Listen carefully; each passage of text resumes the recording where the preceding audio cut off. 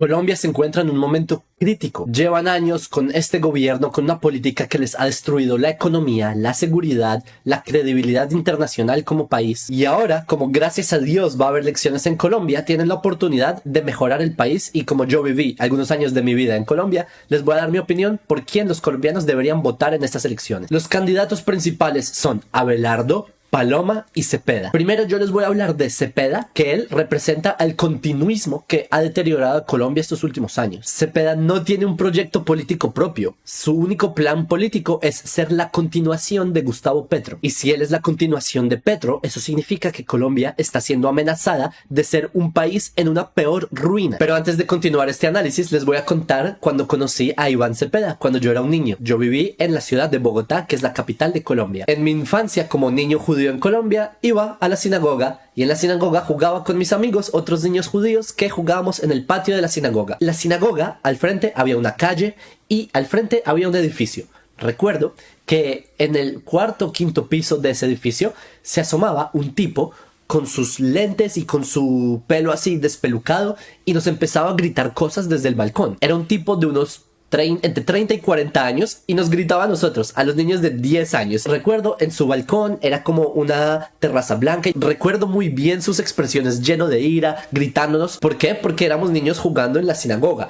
Otro espacio no solo de la distancia que hay entre edificios, sino la distancia de altura que hay entre edificios. Obviamente, como niños que éramos, le respondíamos también gritándole déjenos en paz, como niños inocentes. Lo que a mí me sorprende es que un tipo de unos 40 años estaba gritándole sin motivo, y puedo sellar que simplemente estábamos jugando, no estábamos haciendo vandalismo, estábamos jugando en un espacio privado. Un tipo de 40 años gritándole a niños. ¿Por qué? La razón la van a descubrir cuando continúe la historia. Hoy en día me vengo a enterar que ese tipo que nos gritaba a los niños en la sinagoga es nada más y nada menos que el candidato a la presidencia, Iván Cepeda. En la sinagoga, cada vez que ocurría un evento, como por ejemplo un matrimonio, un bar mitzvah, o cuando fallecía alguien y traían al cuerpo, vienen los familiares a la sinagoga para hacer unos rezos funerarios. En Colombia está permitido parquear en las zonas que son adyacentes a lugares catalogados como religiosos. La sinagoga sefaradí de Colombia, de Bogotá, es el primer lugar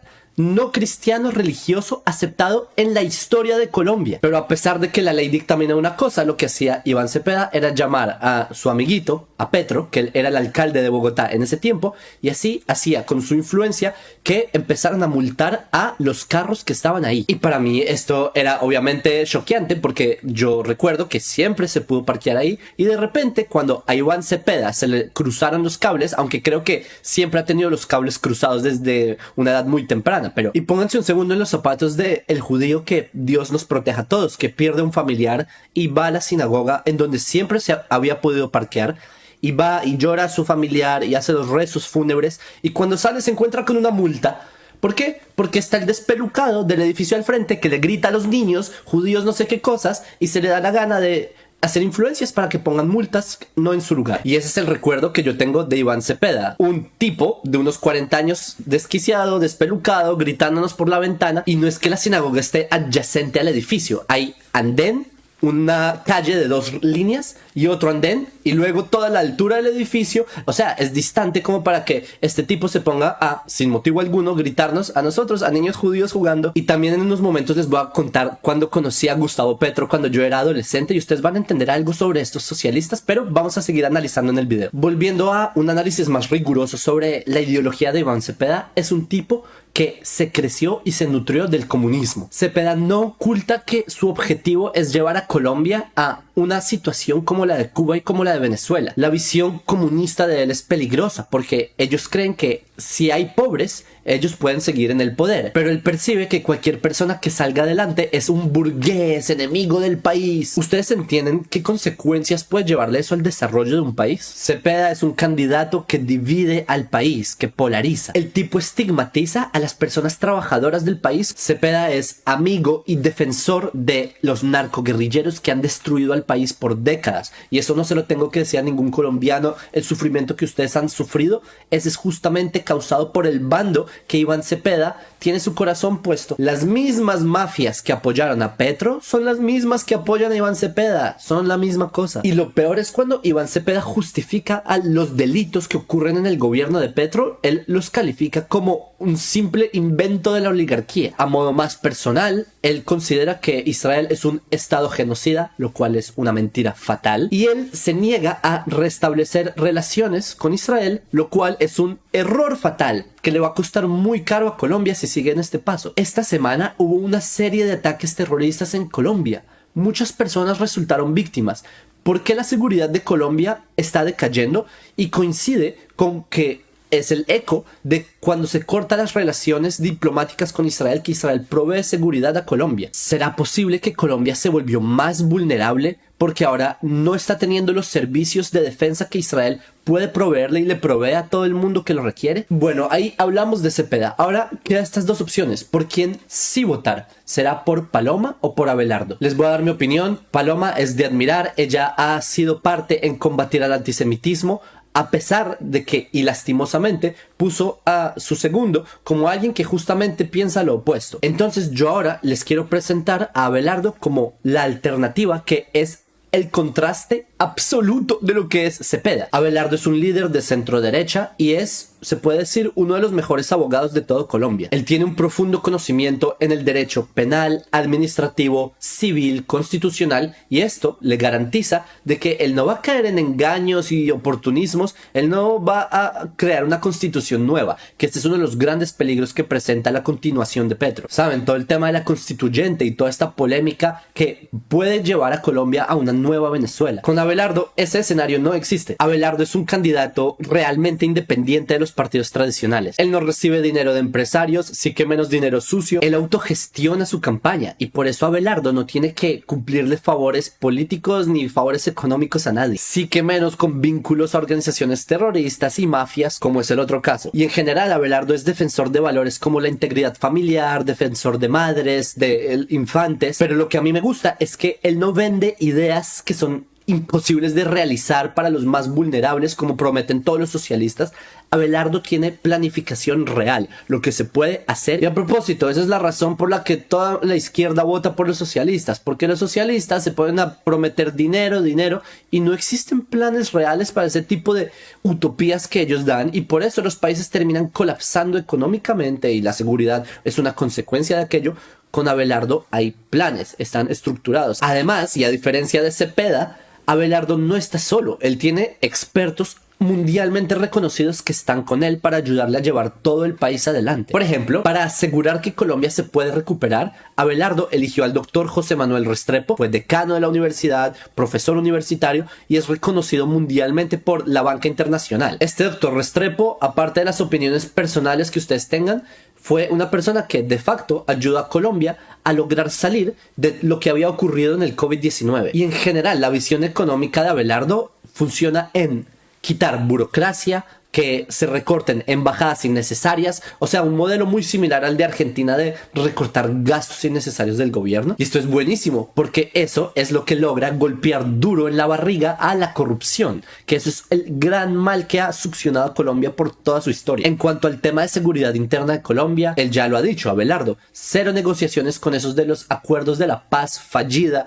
que simplemente le han servido a la guerrilla para fortalecerse, como hemos visto estos últimos días. Él también ha dicho que va a poner un énfasis especial en el sistema de salud de Colombia, que es uno de los sectores más descuidados, más abandonados y que es vital para la población. Y antes de cerrar este video, les voy a contar ahora sí la historia de cuando conocí a Gustavo Petro, para que ustedes entiendan esta brecha tan grande que hay entre candidatos como Cepeda y que hay como Abelardo. En esa época, cuando yo era niño, luego adolescente, yo vivía en una zona de Bogotá, de la capital de Colombia, en una zona que es donde vivíamos buena parte de los judíos de Colombia. Y no voy a dar mucha especificación, pero son barrios que se conocen por ser barrios de un estatus económico que demanda mucho más esfuerzo económico. O sea, era una zona con impuestos más caros, con arriendos más caros, con una evaluación mayor, porque era el barrio donde personas con un estatus económico mayor vivíamos ahí. Y yo recuerdo que cuando yo iba donde mi amigo, Joel, en su edificio vivía una cantante famosa, se llamaba Marbel, que es una cantante de música colombiana. Y en el edificio, también en el mismo edificio, ¿ustedes saben quién vivía? Nada más y nada menos que Gustavo Petro. Él vivía en el edificio de lo que ellos tanto critican, la oligarquía, los burgueses. Ellos, Petro, Cepeda, aunque creo que Cepeda vivía en el apartamento de la novia y él succiona vivir de lo que paga la novia, eso no lo sé, no me interesa, pero Cepeda estaba ahí, en el mismo edificio de la élite, como lo llaman, que tanto critican. Y yo recuerdo varias veces ver a Petro salir, sus escoltas, todo ese ruido, toda esa alardería que hacen, y en una de las zonas más prestigiosas, la zona más prestigiosa del país. Ustedes comprenden la incoherencia de todo esto que les estoy diciendo. Personas que tienen una narrativa, pero al final de cuentas efectúan lo opuesto. Dicen que los ricos son malos y todo esto, y al fin de cuentas ellos se dan la vida de ricos. ¿Y cómo se la dan? ¿Acaso Petro o Iván Cepeda hicieron empresa? ¿Acaso ellos dos trabajaron durante sus vidas para lograr tener una adquisición de vivir en lugares así? No. Ese privilegio de estar en ese estatus lo lograron por medio del bolsillo de personas muy buenas en todo el país, que dan al país y contribuyen al país con sus impuestos para que se lo terminen llevando tipos que están llevando al país a la ruina. Y bueno, en otro video también les voy a contar cuando conocí a Juan Manuel Santos, que él fue ministro de Defensa cuando yo era niño, que estaba ahí, y luego él se volvió presidente de Colombia, que también él estaba en nuestro barrio. Él vivía al lado de donde una amiga, que yo voy a ser testigo en su matrimonio, se casa pronto, más alto. Pero esa historia será para otra ocasión cuando sea relevante hablar de Juan Manuel Santos. Por ahora, y volviendo al tema de las ventajas de Abelardo, y esto ya a modo mucho más personal, pero me parece completamente racional, es que Abelardo va a mantener y a fortalecer las relaciones con Estados Unidos, algo que Petro ha ido destruyendo y sabido empeorar cada vez. Pero lo más importante que va a hacer Abelardo es restaurar la alianza histórica de Colombia e Israel. Esto significa no solamente reabrir la embajada, sino que significa recuperar los lazos de agricultura, cooperación en educación, en tecnología, en seguridad. Es que el tema de defensa es urgente en el país, si no el país va a dividirse, a colapsar, a volverse un estado fallido, como ya hay otros estados fallidos en el continente. En general, creo que es buena decisión estar con Israel, estar alineado del lado correcto de la historia. Benditos los que bendicen a Israel. Creo que por eso Abelardo es una buena opción para el país, que Bezrat Hashem tenga éxito, y veremos cómo se desarrolla la historia. Hashem no abandona a Israel, y aquellos que tomen con Israel en el lado correcto de la historia seguirán con nosotros construyendo el mundo, y no como nuestros enemigos que solo quieren verlo destruir. Colombianos, tengan éxito, tengan sabiduría, y Bezrat Hashem, que triunfen.